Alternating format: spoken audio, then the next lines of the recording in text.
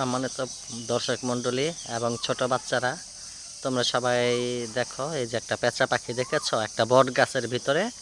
এই যে পেঁচা পাখিটা দেখেছো, এই পেঁচা পাখিটা এই বট গাছের এই যে গর্তগুলো দেখছো না, যে বড় গর্তটা, এই যে বড় একটা গর্ত দেখতেছো, এই যে বড় গর্তটা যে নিচ দিয়ে পেঁচা পাখিটার প্রায় ল্যাঞ্জার নিচ দিয়ে যে বড় গর্তটা, এই গর্তটার ভিতরে পেঁচা পাখিটা এখন বর্তমানে থাকতেছে।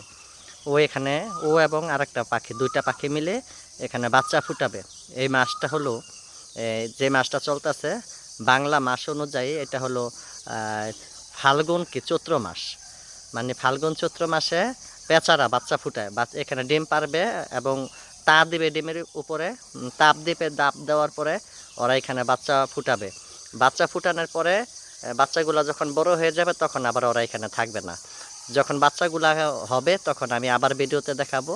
আর পেঁচা পাখিটা বসে বসে পাহারা দিতেছে, যেন পাহারা দিচ্ছে এই জন্যই যে এখানে এই বাসাটা আসলে শালিকের বাসা। ওই যে ভাত শালিক বলা হয় না, ওই ভাত শালিকদের বাসা হইলো এই যে এইটা, এই যে গর্তাটা, বট গাছের গর্তাটা হলো ভাত শালিকের বাসা।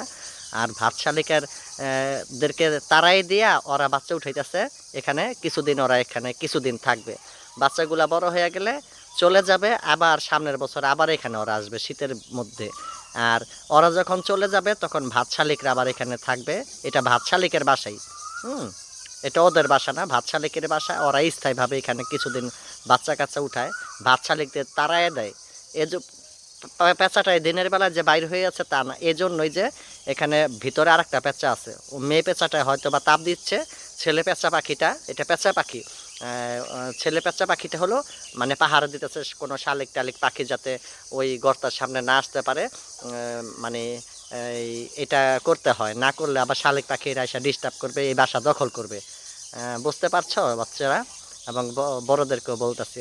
আর বিশেষ করে এই বট গাছটা এমনই একটা জায়গায় অবস্থিত যেখানে উজয় বাঁশ ঝাড়গুলো, হ্যাঁ, ওদের যেখানে উজয় কুকুরের বাচ্চাগুলাতে, উজয় কুকুরের বাচ্চা উঠেছে, যে কুকুরের বাচ্চা দুইটা বড় হয়ে গেছে, যে খেলতে আসছে, যে প্রত্যেক দিনে যে দেখাই, ওই যে কুকুরের বাচ্চাটা, ওই যে কুকুরের বাচ্চা, ওই যে দেখা যায়।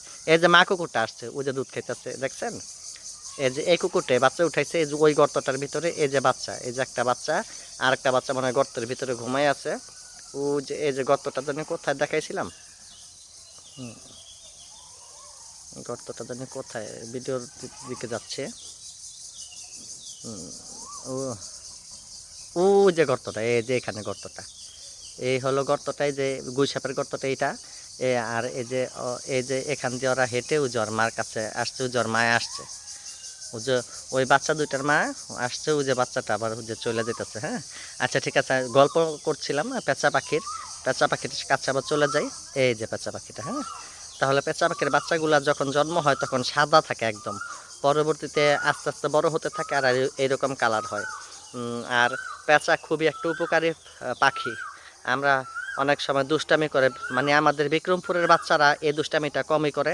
বেশিরভাগ মৌমিসিংহা গাই বান্দার কিছু উগ্রপন্থী বাচ্চা আছে না, খারাপ, মানে লেখাপড়াও তো করে না, আর ওরা খারাপ প্রজাতির। ওরা কি করে, বিক্রমপুরে কিছু আলুর সিজনে ওরা কাজ করতে আসে, আইসা যত রকম দুষ্টামি আছে সব ওরা করে, ওরা পাখি মেরে ফেলে।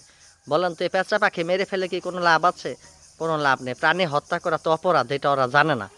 আর সব বাচ্চারা জেনে রাখো এবং বড়রা জেনে রাখেন, যে কোনো একটা পশু পাখি, বাংলাদেশের যে পাখিগুলো আছে এগুলো হলো বাংলাদেশের ঐতিহ্য, বাংলাদেশের একটা সৌন্দর্য মণ্ডিত প্রাকৃতিক পরিবেশের ভারসাম্য বজায় থাকে এইসব জীবজন্তু দিয়া। এগুলা মারা কিন্তু সরকারিভাবে নিষিদ্ধ, আর অবশ্যই নিষিদ্ধ। হ্যাঁ, এই পাখিগুলা কেউ মারবেন না, এইগুলো উপকারী পাখি। এগুলো হলো ফসল এবং আমাদের বিভিন্ন প্রাকৃতিক গাছপালার বিভিন্ন কাজে ব্যবহৃত হয়। পোকামাকড় খেয়ে ফেলে ক্ষতিকারক, ইঁদুর দমন করে, সাপ টাপের বাচ্চা টাচ্চা ওরা খেয়ে ফেলে। কাজে যে পেঁচা পাখিও মারা উচিত না, ওরা বিভিন্ন উপকারী প্রাণী। এইসব পাখিকে আমরা এই বেশিরভাগ যে স্থানে থাকে ওদেরকে থাকার জন্য সুন্দর করে সুযোগ করে দেব।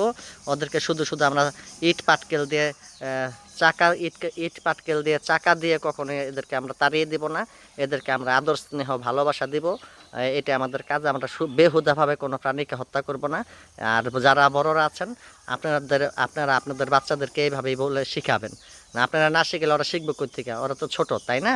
ওদেরকে শিখিয়ে দিতে হবে যাতে আমরা আমাদের এই দেশীয় পাখি এবং বিভিন্ন গাছপালা, এই ঔষধি গাছপালা এগুলো যাতে আমরা নিধন করে না ফেলি। তো আমি এদেরকে এই পেঁচা পাখিটার আবার যখন বাচ্চা হবে আমি আবার ভিডিওতে আপনাদেরকে বাচ্চাগুলোকে দেখাবো। এখন রেখে দিই। আসসালামু আলাইকুম ওয়া রাহমাতুল্লাহ।